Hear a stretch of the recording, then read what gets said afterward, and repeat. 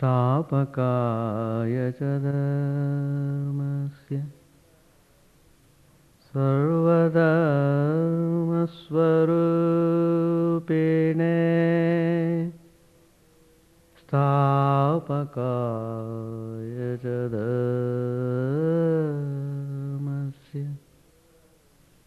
Sarvadharmasvarupine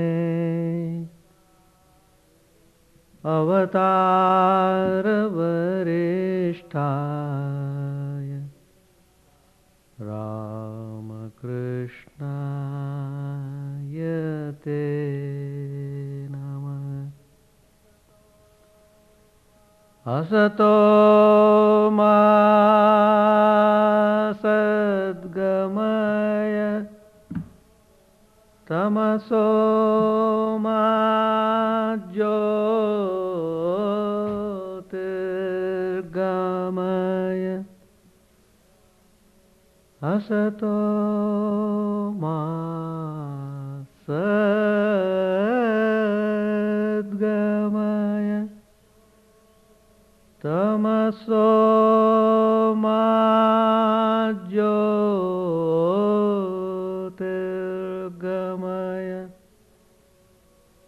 Mrityormamritangamaya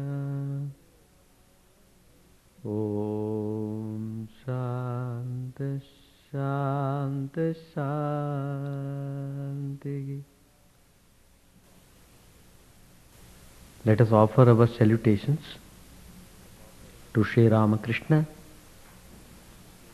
the embodiment of all religions, the Supreme God incarnate.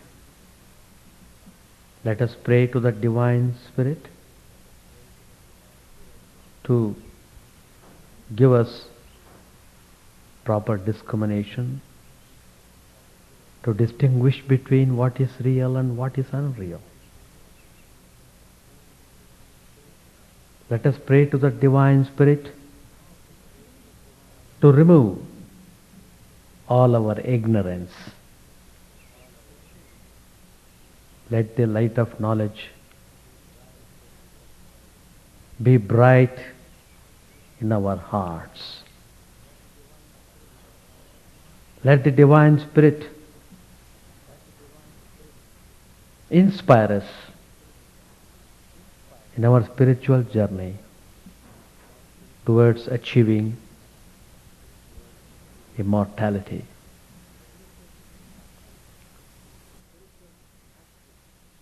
The spiritual masters come again and again to show the path to the people. There is a tendency among the people to go away from the righteous path. So the spiritual masters will come to help us. They are not compelled to come, but they come out of their infinite compassion for the humanity. Lord Buddha is one of the greatest spiritual masters of the world. Today I am dealing with Buddha's teachings. What a wonderful life. What a glorious example he has set forth. Completely selfless, preached the highest philosophy, had the deepest sympathy for the lowest of animals. Not only we have to love our human beings, fellow beings, perfectly all right. There is nothing special over it. In fact, it's our duty, it's our responsibility to love one another. But to love animals, to love plants, to love all beings in the creation, that is really remarkable. Lord Buddha has shown through his own life how to love the creation. If you study his life, the most striking feature in this great personality is that he is the ideal karma yogi, acting entirely without motive. He is a perfect karma yogi. No selfishness, not a trace. Everything is for the creation. Everything is for the people. He possessed the greatest combination of heart and brain. That is why we find Lord Buddha's name even today most refreshing to those who really want to get away from the confusion of the world, who want to get real peace and happiness in the world. Lord Buddha is the first great reformer the world has seen, in the words of Swami Vivekananda. This tribute was given by Swami Vivekananda about Lord Buddha.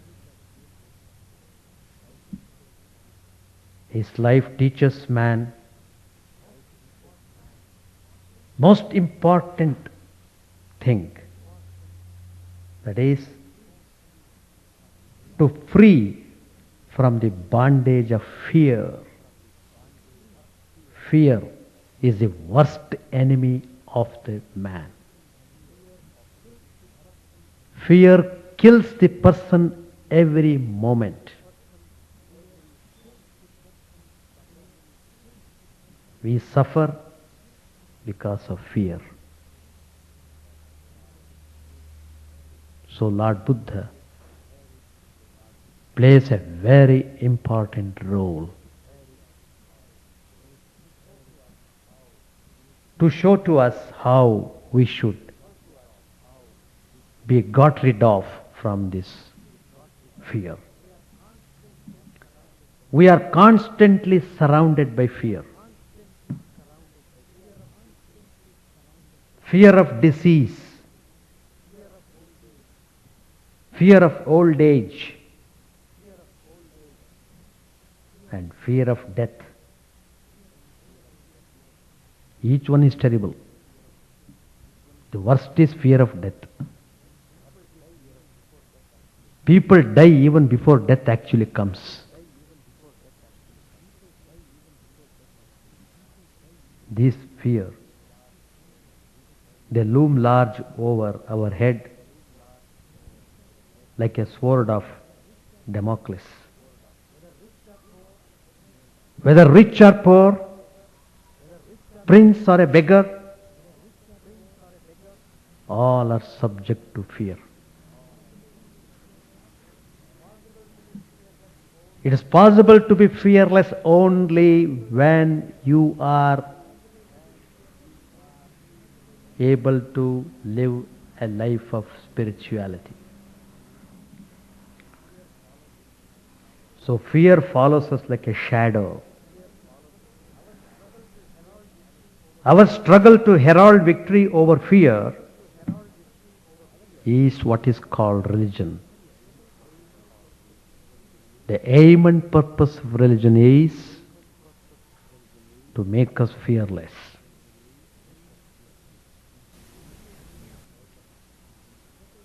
Gautama struggled very hard to fight to finish this fear,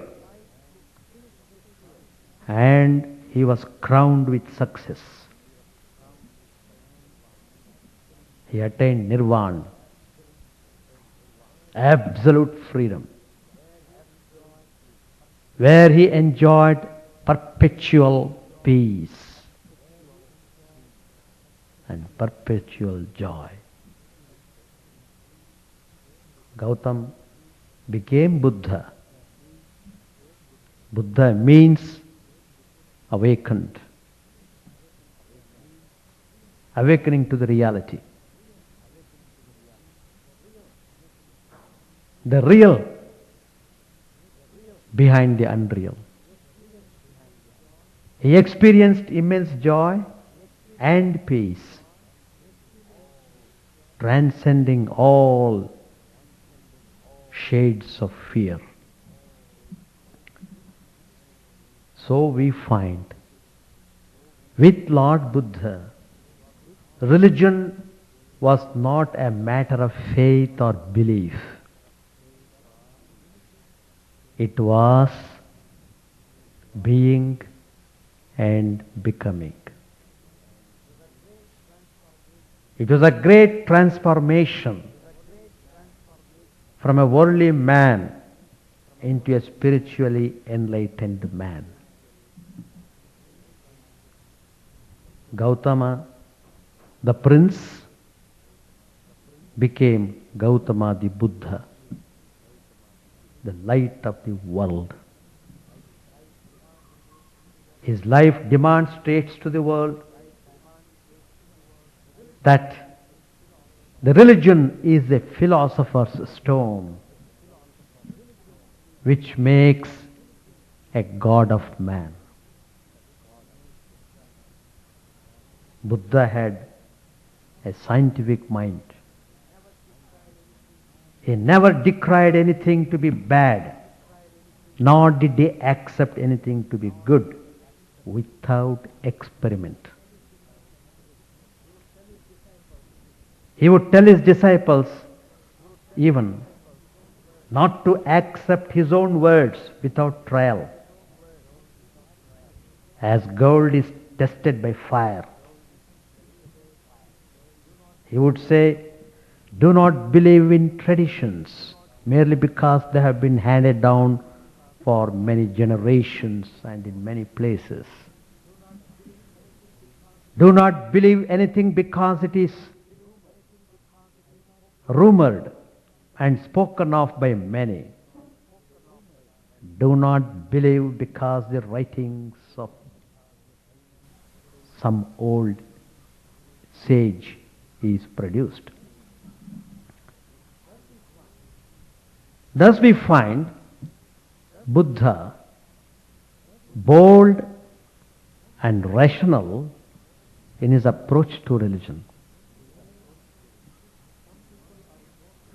Some people are prone to think that there is no place for religion, there is no place for reason in religion. Buddha's life and teachings provide a befitting reply to such misconceptions of people. Religion is not opposed to reason. Let us be very definite about it. In the life and teachings of Buddha, there is no place for mere philosophical speculation. His teachings are simple, plain, and direct. Somebody asked him a question, whether the soul exists or not.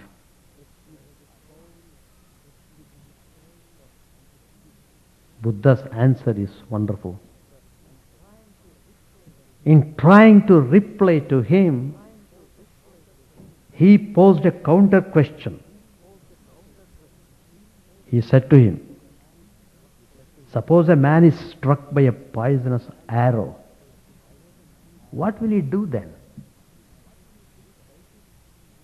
Will he try to pull the arrow out and dress the wound? Or will he speculate about the make and the maker of the arrow?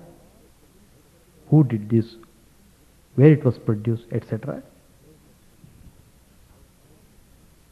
Likewise, according to Buddha, there is no time for man to waste in the settlement of such philosophical disputes as whether the soul exists or not. What you are seeing, the world is full of misery. Sarvam dukkham, dukkham. The world is full of misery, misery. Our first and foremost duty is to strive for the cessation of this misery and to work out one's own salvation diligently. Then Lord Buddha says, why there is lot of misery in this world? It is because sarvam anityam, anityam. This world is unreal, unreal. Simple answer, but how profound it is. Anything that is unreal cannot give us peace and happiness. Buddha set the wheel of dharma in motion at Saranath. Thereafter he was proceeding towards Uruvel. On his way, he met a group of 30 picnickers with their wives. They were all having a picnic trip. One of them had no wife out of the 30. So what he did was, he brought a woman with him. Some friend he brought to substitute for the wife. What did she do? She ran away with all their belongings. This young man never anticipated that such a thing would happen. So he was anxiously searching for her. Where she might have gone. So he went on searching here, there, everywhere. So while he was intensely agitated and trying to find out her, he came across Buddha. Then he is asking Buddha whether he saw such a woman anywhere on his way. Buddha replied, what do you think, my boy? Which were better for you? To seek for the woman or to seek for the self? This was the question Buddha asked, not only of that young man, but of the world at large. Running after that which is anitya or evanescent, could one ever be happy in the world? You'll be simply running, that's all. Just like that man was running for that, in search of the woman. You are running, running, running, running.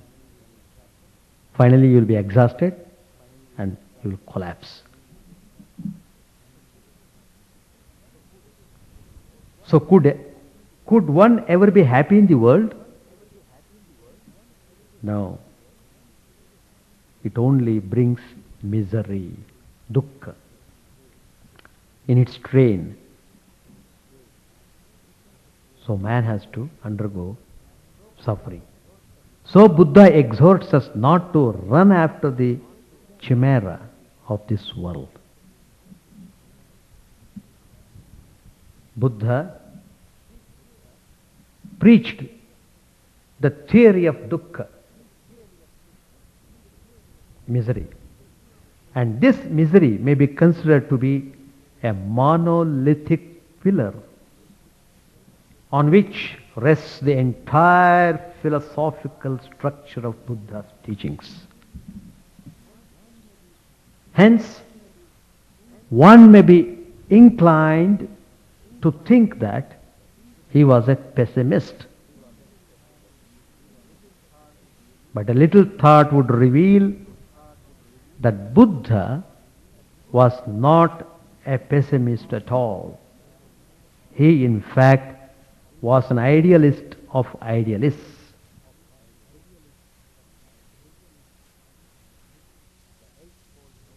The Eightfold Noble Path is a way which leads man beyond the path of misery. When a man goes beyond misery by treading the noble path, he attains the state of Buddhahood. Buddha is not the name of a man, it is a state. And in the attainment of this state lies the success of life. Buddhahood is the summum bonum of human aspiration. If one really wants peace, one has to strive for the attainment of this Buddhahood, the state of the awakened one.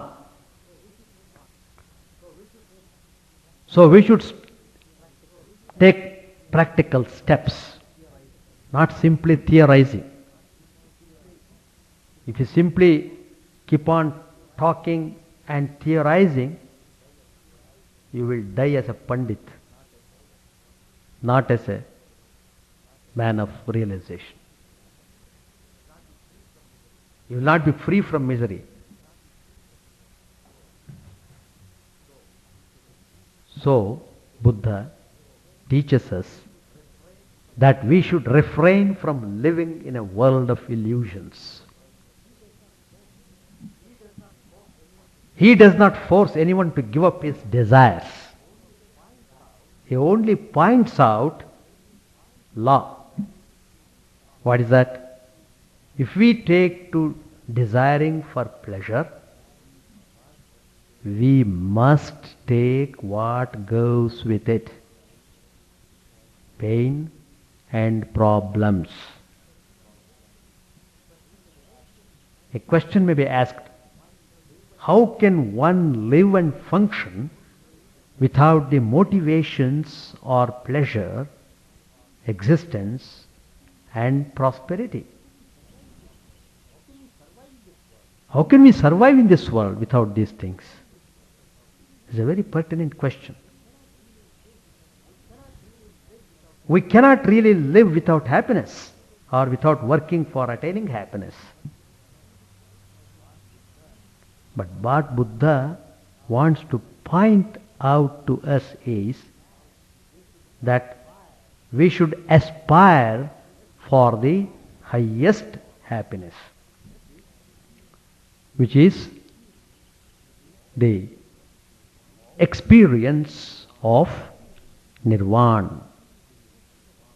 Experience of nirvana.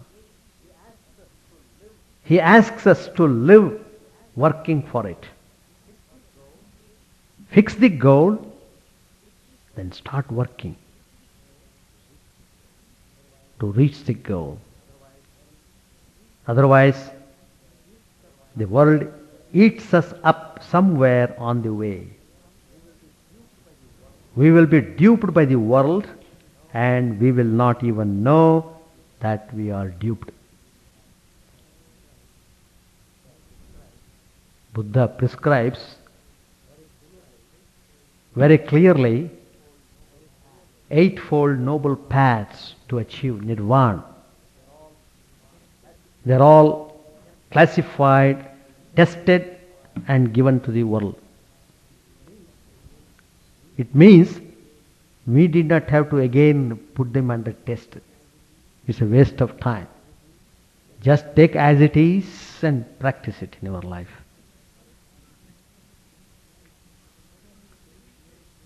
That's the way we should do. What are these eightfold noble paths?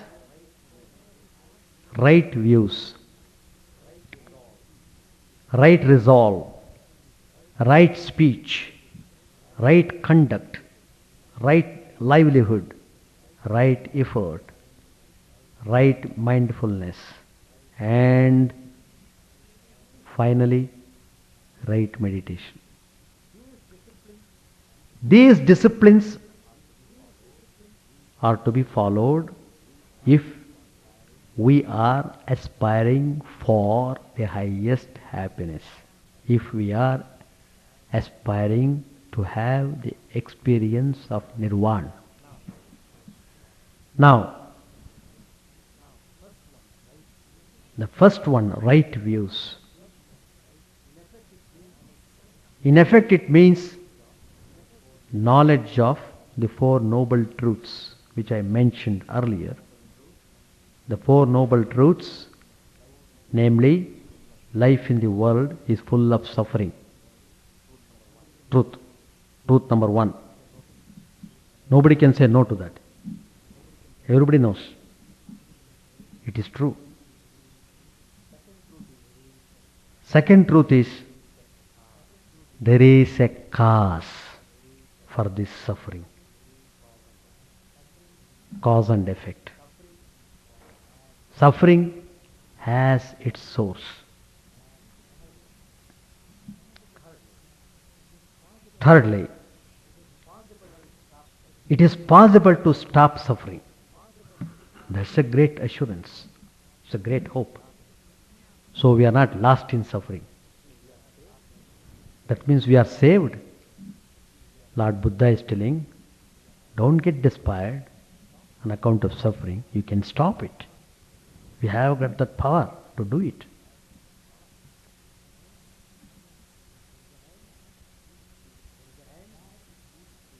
And there is a path which leads to cessation of suffering. There is a definite path. These are the Four Noble Truths which constitute right views. One of the Eight Noble Paths. Right resolve.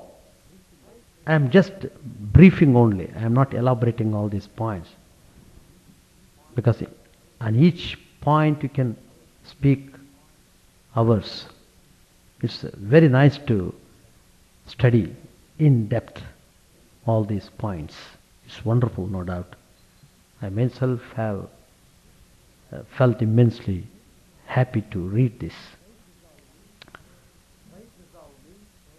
Right resolve means firm determination to reform life in the light of truth. Firm determination. Without that, spiritual life never begins without determination. If you have vacillating mind, then you must understand that you are somewhere wrong. Vacillation must be stopped.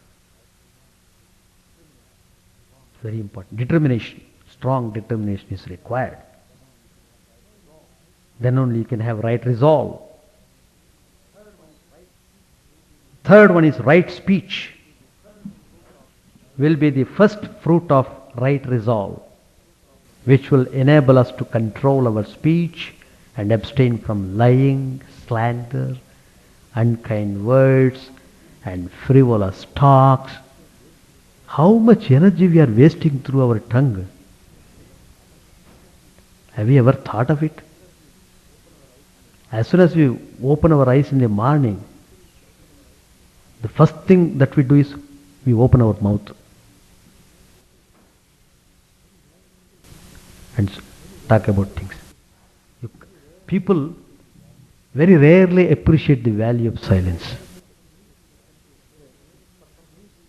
If for some reason they come to a place where there is silence, they are disturbed terribly. No, no, I must go to a place where there is noise.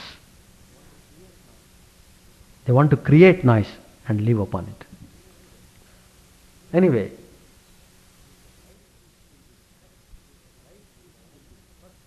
right speech will be the first fruit of right resolve, which will enable us to control our speech and abstain from all other things, slandering, etc.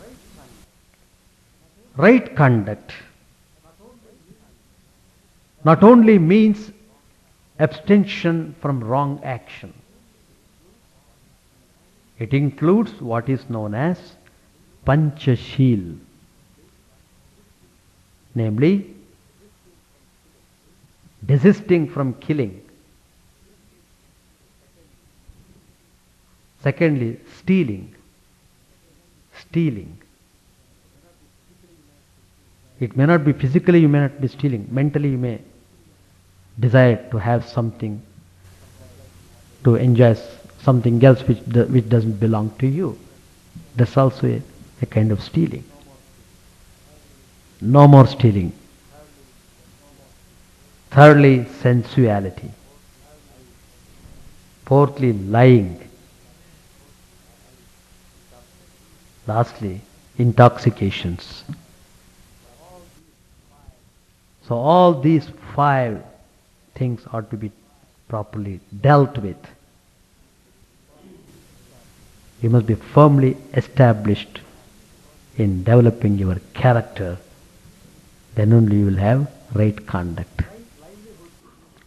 Right livelihood means maintaining life by honest and unreproachable means, avoiding forbidden means. Lord Krishna has very nicely said in the Gita, Ashapasha Satairbadhaha Kamakrodha Parayanaha Ihante Kama Bhogartham Anyayena Artha Sanchayan. In order to satisfy the desires, people adopt improper means for getting money,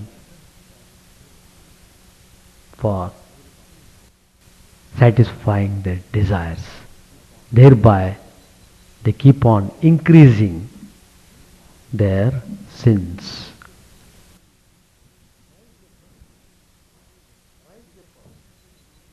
Right effort.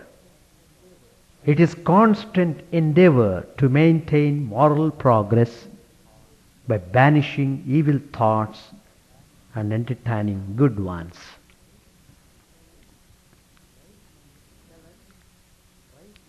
Seventh, right mindfulness is constant remembrance of the perishable nature of things. This is necessary for keeping off attachments to things and grief over their loss.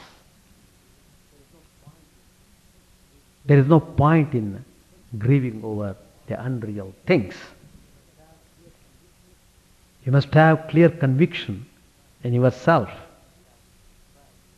So this path is prescribed. And the last one, the 8th noble path Buddha prescribes is right meditation. It is concentration through 4 stages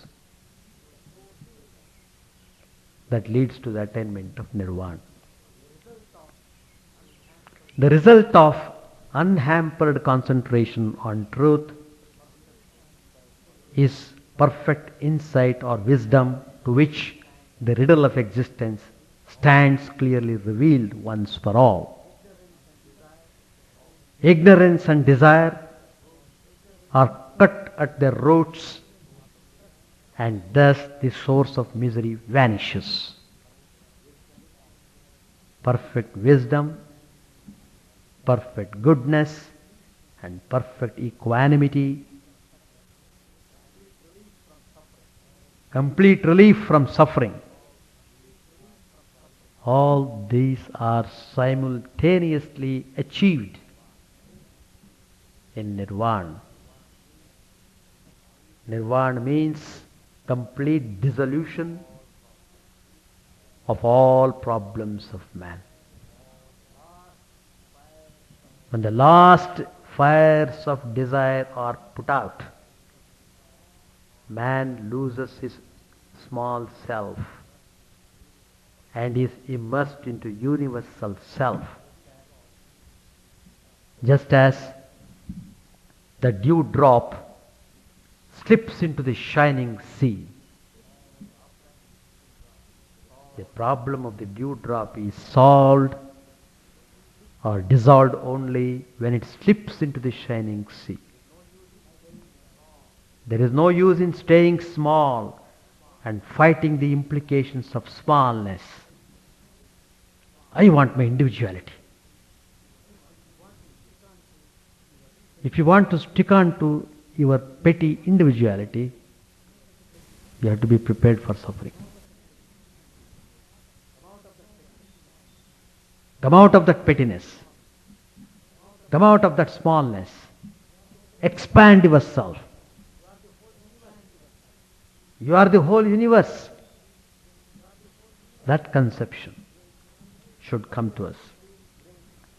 Why refuse being great and suffer the inevitable pangs of smallness? So Buddha is very clear about that point. He could love everybody. He could show kindness to everyone because there was no pettiness in him. He was no more a dewdrop. He was the ocean itself. He was the soul of all souls. He would feel for everybody.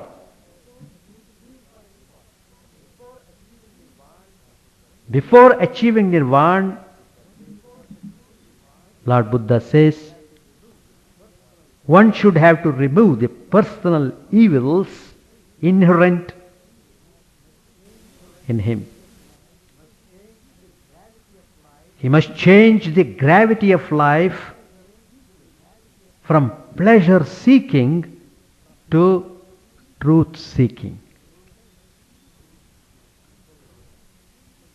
But people, they want pleasure and they want truth also, which is not possible. Buddha elaborates a method for removal of personal evils. Everything has got prescription. Very nice.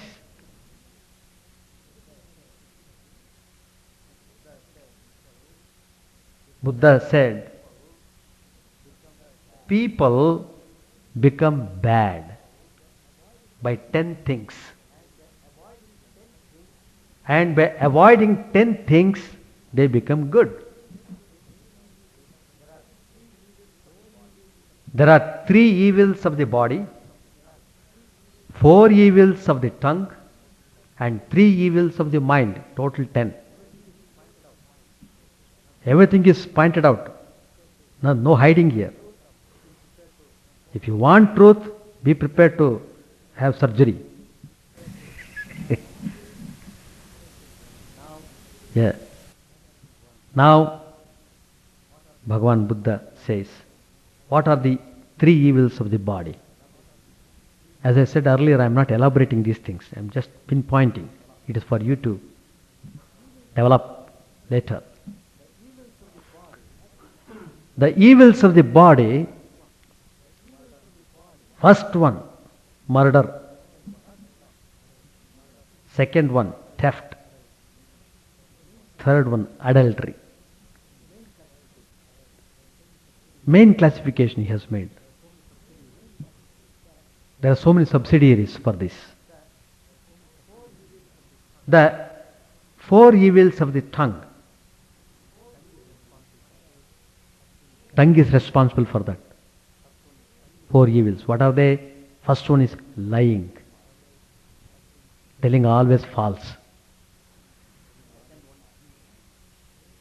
Second one, slander. Slander. Third, abuse. Fourth, idle talk. How much energy we are wasting in all these things. So there is no wonder if we are exhausted. Oh Swamiji, we don't have time to meditate. Sure, you are right. You don't have time, you don't have even to, you can't even breathe also. You have lost all your energy in all these dirty things. These evils are continuously dominating us. So, instead of getting rid of impurities, we are making impurities more and more thick. Thick to such an extent it becomes like mountain rock. Horrible to break. Now, coming to the evils of the mind, three evils. What are they? Covetousness, hatred, and thirdly, error. After pointing out these, Lord Buddha says 10 evils to be avoided are: first one, kill not, but have regard for life. Life is precious. Life is gold. Don't be careless about your life. Don't be careless. Give due respect to the life of everyone. As you care yourself, as you revere your own life, you must revere the life of everybody. Don't harm anybody. Even in thought, word and deed. Even mentally, don't aspire to kill a person. Even he might have committed a mistake. Even he might be a wicked man. Never harbor bad feelings. Secondly, steal not. Neither do ye job, but help everybody to be the master of the fruits of his labor. Steal not, neither do ye rob, but keep everybody to be the master of the fruits of his labor. Thirdly, abstain from impurity and lead a life of chastity. Keep the mind always in good thoughts. You will practice chastity automatically without any problem. If you think of chastity, it becomes a problem to you. Keep the mind always on good thoughts, good ideas. Keep on thinking over them. It maintains your chastity. Fourthly, lie not, but be truthful. Speak the truth with discretion, fearlessly, and in a loving heart. Fifthly, invent not evil reports, neither do ye repeat them. Carp not, but look for the good side of your fellow beings, so that you may with sincerity defend them against their enemies. Sixth, swear not, but speak decently. Speak decently with dignity. Seventh, waste not the time with gossip, but speak to the purpose or keep silence. Keep silence. Worship silence. Enjoy silence. Happiness is in silence. Eighth, covet not, nor envy, but rejoice at the fortunes of other people. Don't become jealous. Ninth, cleanse your heart of malice and cherish no hatred, not even against your enemies, but embrace all living beings with kindness. Kindness. It's a remarkable spiritual quality. And tenth, free your mind of ignorance and be anxious to learn the truth, especially in the one thing that is needed, lest you fall a prey to skepticism or to errors. Skepticism will make you indifferent, and errors will lead you astray, so that you shall not find the noble eightfold path that leads to eternal life. In order to practice removal of personal evils, we can't stay away from society. We may honestly try to avoid these 10 evils, but we have to live in an interdependent world. The world around us may hinder or help us in our efforts to remove these evils. Even this will be determined not according to stars, but by how we behave in the world. Our behavior in the world is very important. How we behave. How do I behave? If I behave properly to that extent, one good man has come in this world. To that extent I am contributing to the welfare of the world.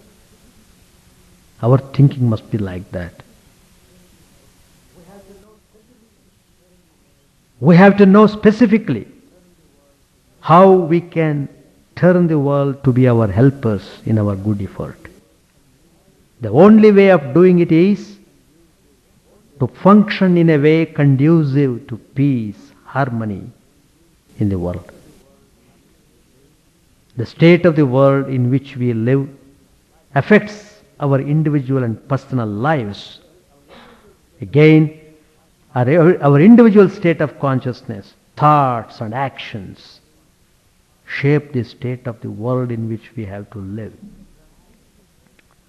According to Buddha, peace and harmony are not the outcome of certain measures we may adopt, but that of the state of consciousness from which we function in the world. Now Buddha teaches that there are 6 states of consciousness which are conducive to peace and harmony. Being in themselves friendly and respectful, these states of consciousness lead to accord, amity and love. What are these 6 states? First comes the state of consciousness represented by thoughts of goodwill sincerely harbored. Number 2, words of goodwill sincerely spoken. Number 3, acts of goodwill toward fellow beings. 4, sharing with others of all that we have, down to the last crumb of the bread. 5th, sharing with others your higher life of flawless virtue. 6th, removing all evil around oneself with the noble saving creed of love. Buddha points out that these 6 states of consciousness, when cultivated properly, not only lead to unity, harmony and peace, but to super knowledge.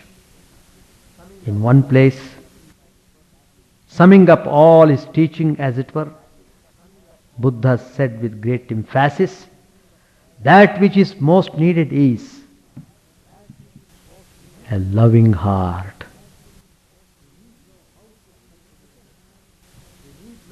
Loving heart. We need know how to cultivate this loving heart.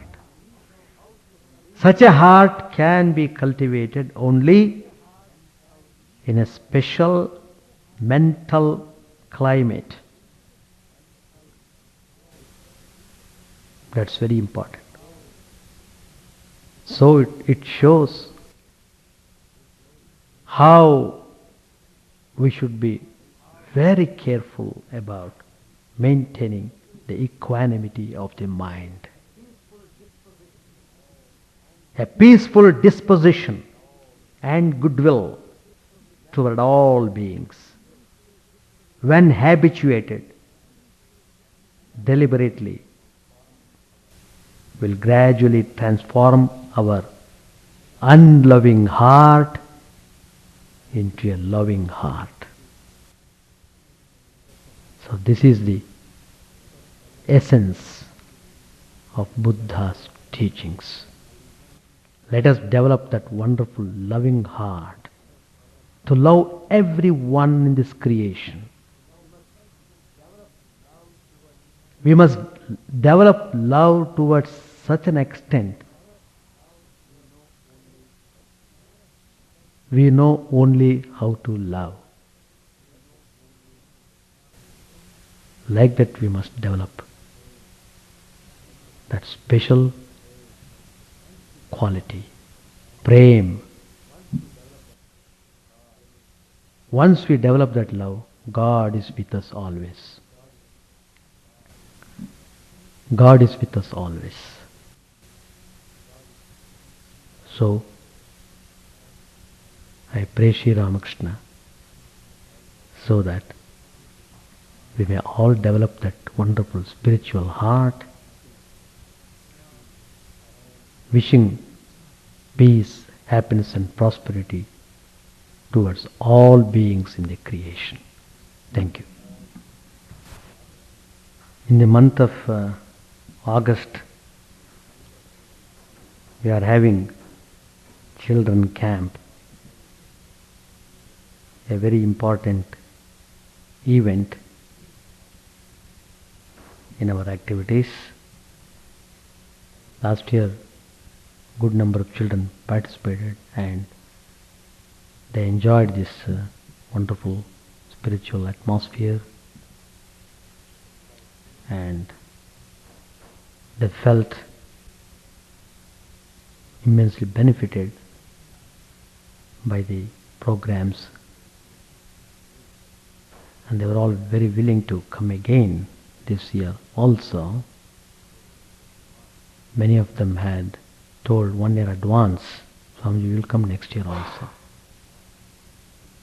And already children are registering their names.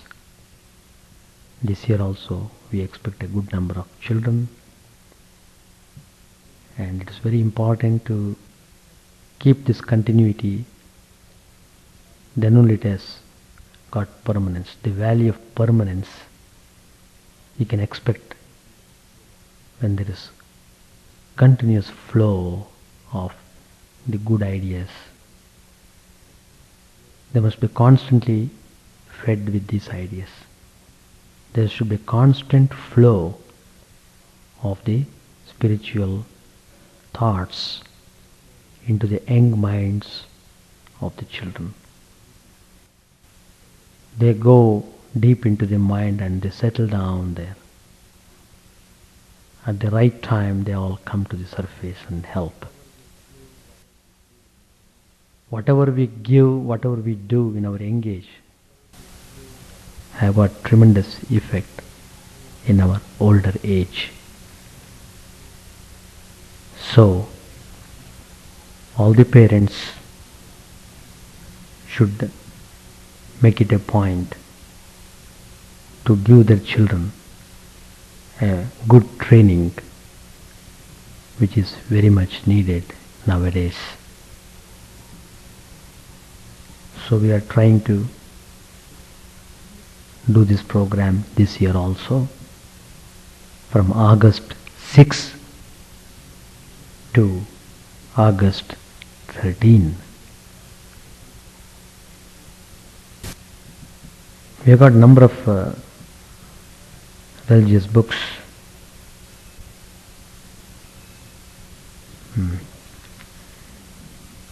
We have got a catalog, and those of you who want to study different books on religion, you are welcome to our bookstore, to go to office and take the catalog. Those of you who want to have spiritual instruction and guidance are welcome to meet me, and I will try to help you to know more about Vedanta and its practice. With this, I conclude today's program.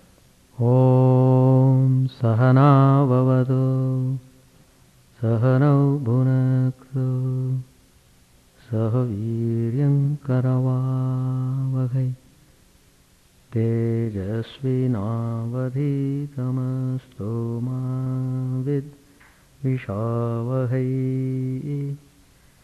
Om Shanti Shanti Shanti. Harihi Om Tat Sat. May the Divine Supreme protect us all. May He nourish us all. May we work in harmony with great vigor. May our study be illuminating and fruitful. May we not hate each other. Peace, peace, peace be unto all.